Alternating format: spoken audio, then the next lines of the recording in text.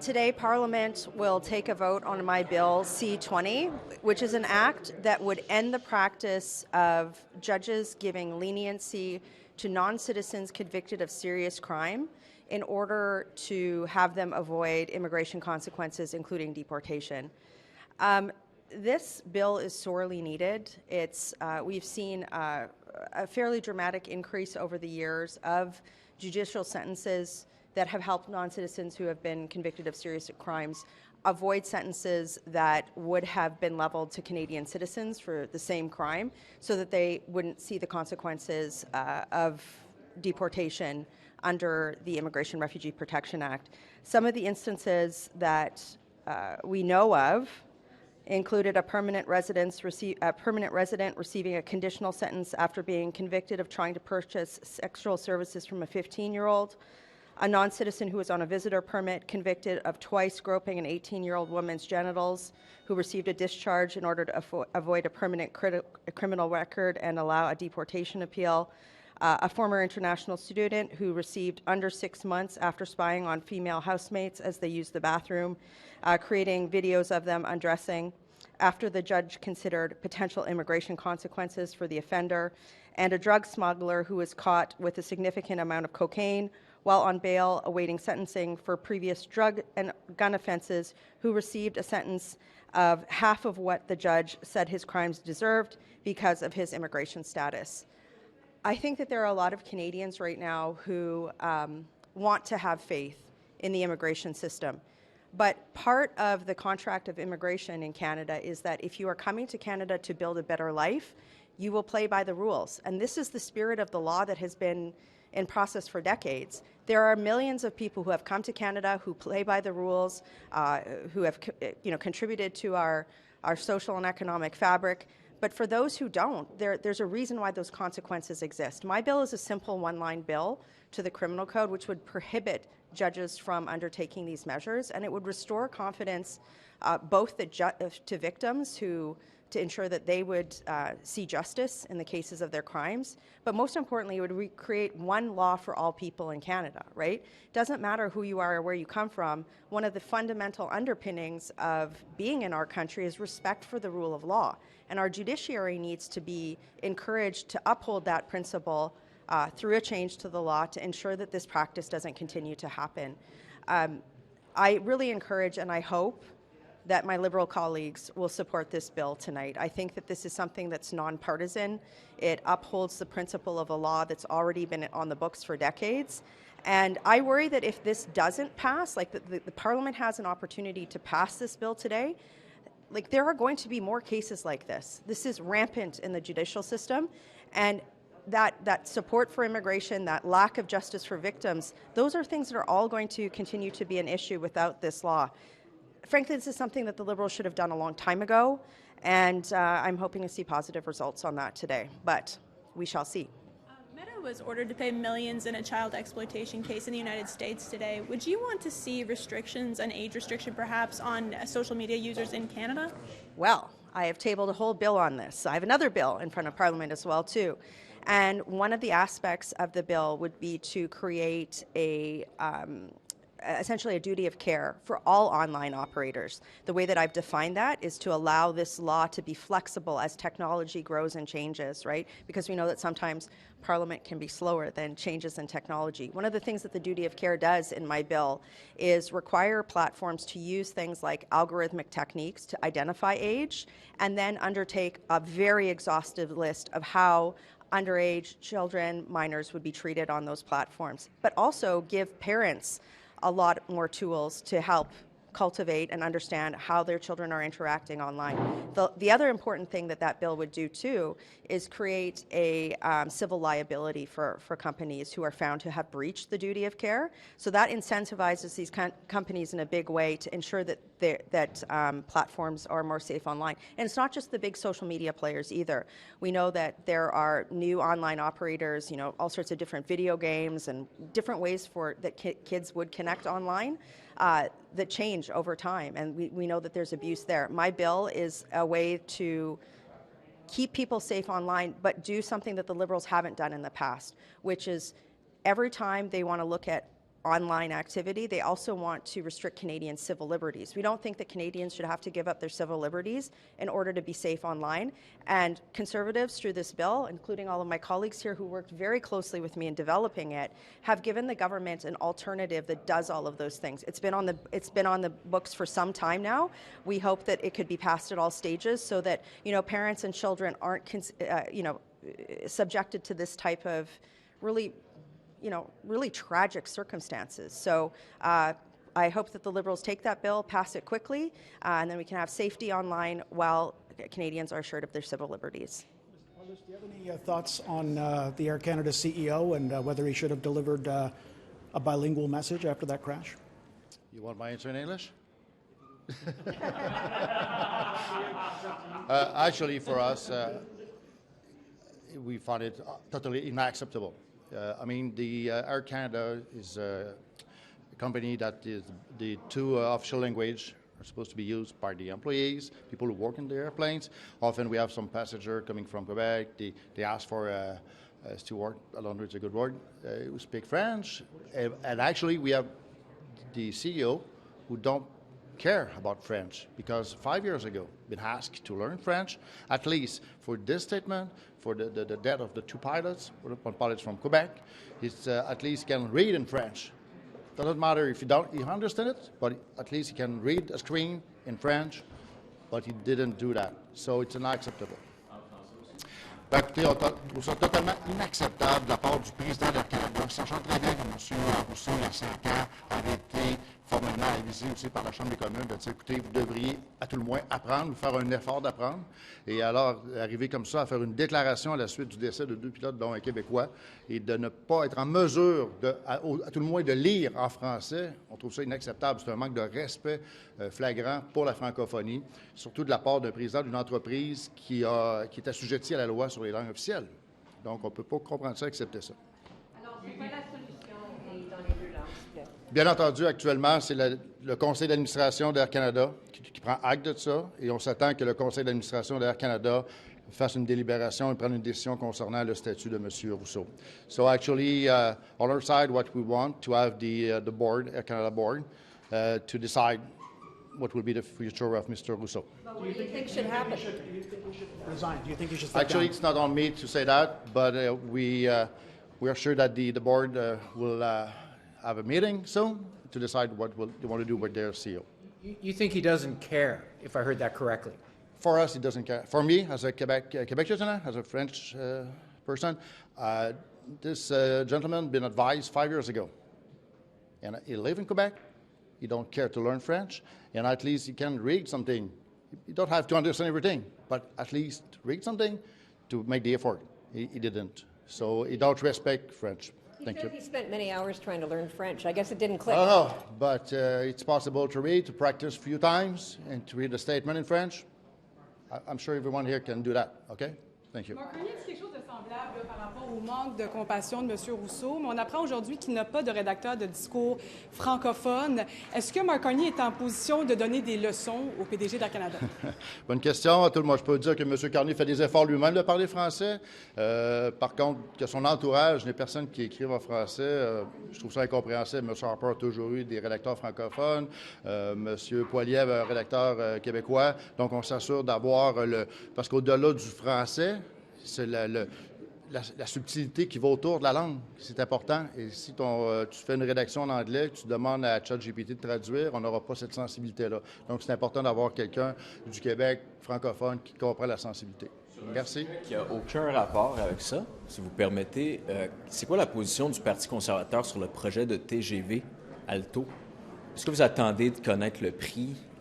Actuellement, le projet de TGV, la problématique, c'est que le président Martin Blot, il y a 2 ans de ça, nous avait dit « Donnez-moi 3 ans, je vais faire une évaluation concrète du projet, on va vous revenir. Donc, faites pas de politique, on va regarder ce qui en retourne. On va vous donner une évaluation du projet, des prix, du prix que ça peut coûter, etc. » L'année passée, le gouvernement a décidé d'aller de l'avant, M. Trudeau a décidé d'aller de l'avant, sans avoir vraiment une évaluation. On a mis des chiffres de 90 milliards comme ça en l'air. On n'a aucune idée. On parle de 1000 km de TGV. Au début, ça devait être un train à grande fréquence, maintenant un TGV. Puis encore une fois, quand on pose la question au président, il n'y a aucune idée. Donc pour nous, l'idée d'avoir un TGV fait rêver les gens, mais la réalité va rattraper ce projet-là actuellement, parce que sachant les coûts des grands projets, on parle de combien? On parle de plusieurs centaines de milliards peut-être, on ne le sait pas. Donc, il y a aussi un impact flagrant au niveau des... On a rencontré les gens de l'UPA, par exemple, au Québec, les terres agricoles, pour le projet de traverser différents endroits. Donc, il y a un impact majeur et il n'y a pas de considération actuellement. Donc, c'est un projet qui a beaucoup de questions et peu de réponses pour l'instant. Merci. Good afternoon, everybody. Bonjour tout le monde. You know, in the last few days, Manitoba NDP Premier Wab Kinew has spoken some pretty hard truths. He has commented that the very, very misguided war on Iran by Donald Trump and Benjamin Netanyahu was probably done to avoid heat that he was receiving on the Epstein files. But more importantly, he pointed out that Canadians are experiencing serious financial harm as a result of this war. In fact, economists are predicting that the financial turmoil, the economic chaos caused by this conflagration is going to last for years to come. And you know, this was not only entirely foreseeable, it was predicted. And now Canadians are experiencing that. They're seeing sky-high prices at the gas pumps. We're expecting to see the prices on everything from food to fertilizers soar, and even things like Canadians' access to health services may be impacted if things like helium supplies are interrupted, which we expect to happen, and therefore medical procedures may have to be postponed. Now, the Prime Minister is an economist, and yet he supported this war, continues to support this war, albeit with regret. And I'm calling on him today to account to the Canadian people for that support. What does he, as an economist, have to say to the Canadian people who are now going to bear the financial brunt in every household in this country as a result of this war on Iran, which he and his government have supported? Thanks, and I look forward to any questions you may have. What's your position? You've heard all of the controversy with Michael Rousseau, Air Canada's CEO, doing a video only in English. What's your position on that? Well, I'm not very aware of all the details of that, but are you referring to the fact that it was done only in English, not in French as well?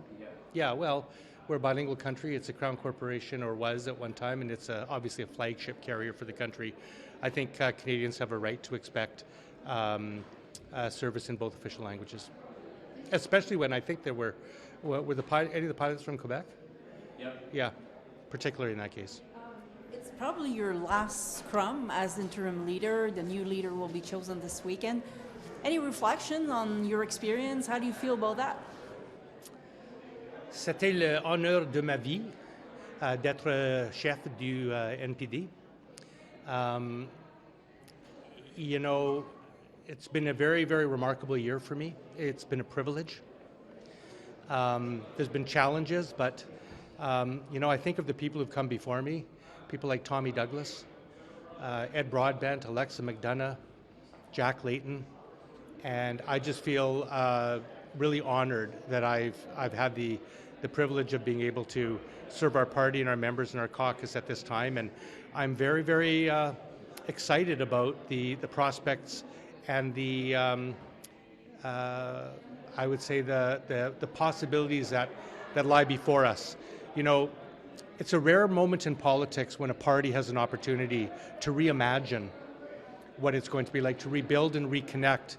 And I think if it's one thing I've heard across partisan lines in this country for the last 10 months, it's that Canadians do not want a U.S.-style two-party system. They believe that Canadian democracy is strengthened when we have a range of choices, a diversity of ideas, and I think it makes governance better as well. So it's interesting when Conservatives come up and say we need a strong NDP in this country, or when Liberals say that. And the final thing I'll say is, you know, in this House of Commons, we're the only party that raises questions on things like healthcare, on Indigenous rights, on progressive foreign policy. And so I think Canadians are realizing more and more every day that they need a strong NDP in the House of Commons. The Liberal Party under Mr. Carney is not the progressive Liberal Party they thought they may have been voting for, and I think we're going to come back roaring in the next election. How would you define Mark Carney's government? Is it a conservative, or progressive conservative government in your perspective? It's a conservative government. That's what it is. You know, he has torn policies out of Pierre Poilievre's playbook. Cancel the carbon tax, cancel the capital gains inclusion rate, reverse the digital services tax, slash public services, attack labor rights, roll back environmental protections. Look at his foreign policy. I mean, I don't think he said taking a foreign policy position that the Conservatives don't agree with. So I think you know, it's not really a partisan thing to say. It's not an unfair thing to say that if you look at the record of the Carney government since he took office, he has clearly governed from right of centre, and he clearly is implementing conservative policies almost across the board. There's a decent chance the next NDP leader doesn't have a seat in the House of Commons immediately, that is. Are you open to staying on as parliamentary leader? You know, I've already had talks with all of the incoming leaders in advance of transition, and I've told them all that I'm willing to serve in any capacity whatsoever that any of them want me to, and I'm fully 100% committed to making them successful as the next leader. Well, thank you very much, and I want to thank you. It's been a privilege to work with all of you in this time as well. So I will say farewell, not goodbye. Thanks. Prime Minister is in question period enough, say, relative to Harper or Trudeau. You've been around. Trudeau used to do every Wednesday, run the table. Do you think Carney's showing up enough to take questions from you guys? I think he could do a few more. I don't think it would hurt him to be here a few more. I mean, if you think about it, last week was a break week. There's a break week for two weeks after this, if you can believe it. Yeah. And he was here maybe once. I counted. He's been here 7 times of the 26 QPs this year. He's done 7 of the 26. I was thinking about 20 since he was elected Prime Minister a year ago. So I understand he has a mandate that he's trying to do touring around, but there's a lot of weeks where Parliament isn't sitting, and I know there's meeting dates set around, but he should be here a little bit more. Ask a question. He's not going to answer your question. He's only going to answer the leader's question. Where's the rule that says he only answers from leaders? Why doesn't he answer questions from everyday parliamentarians like yourself? Well, you should get Justin Trudeau here and ask him. Wednesdays, right? He would take all the questions on a Wednesday, and I think you get a different variety, obviously, and you get questions from people in a community where the issue is right there and present. Take, for example, right now in Eastern Ontario with the Alto high-speed rail line. Wouldn't it be great for Philip Lawrence or Michael Barrett? Just walk by us. Yep. Guy from Mirabel. Yep. Shelby Cramp, and ask them, hey, what do the people in your riding have to say about this? And then see what the Prime Minister has to say about that. He's an Eastern Ontario MP himself. He is. He is. So I think there's a balance, and he probably needs to sharpen his pencil a little bit more and get into question period, and it'll only serve him better when he's out on the election trail, whenever that is. So I would recommend it. Right on. Okay? Thank you for your time. Thanks. Appreciate it. This woman in BC who is appealing to the immigration department, she's a midwife. She's apparently been denied entry into Canada. Is that crossed? I don't know if that's your file or if that's crossed your desk. My BC colleagues are curious about this. Yeah, I know we've received a lot of kind of interest about this case recently. I can't really comment on private details relating to immigration files, but it's something that my office is definitely familiar with and is engaged on. Okay. Thanks, David. Thanks. Davies, can I ask you about the PM's attendance in QP? Is he there enough to be answerable to parliamentarians, and why doesn't he take questions from you? Good questions. Well, on the latter, I'll say I've been very disappointed. I don't think the Prime Minister has stayed in question period to the end once to answer a single question. From a New Democrat? From a New Democrat, and I am the leader of a party, a recognized party, in the House of Commons. We represent, 1.2 million Canadians who voted for us. I don't think it's too much to ask the Prime Minister to wait an extra 10 minutes to answer questions that we put to him. And by the way, there's questions the NDP puts this government that nobody else puts. Yeah. Questions on healthcare, questions on Indigenous rights, questions on progressive foreign policy.